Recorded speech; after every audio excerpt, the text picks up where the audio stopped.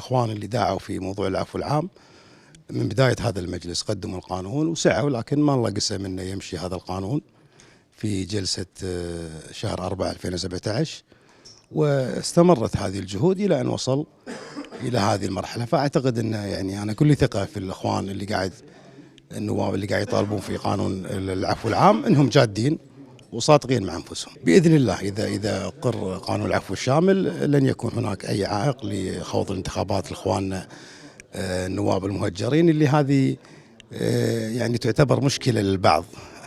البعض يريد أن يغيب هؤلاء النواب اللي قدموا الكويت وضحوا، وكل الشعب الكويتي يعرفهم ويعرف تضحياتهم اللي قدموها الكويت، لكن هناك بعض يحاول أن يغيبهم عن المشهد السياسي بهذا القانون، قانون العزل الانتخابي. لكن بإذن الله لا يصح إلا الصحيح، وسيعودون للمشهد قريبا بإذن الله.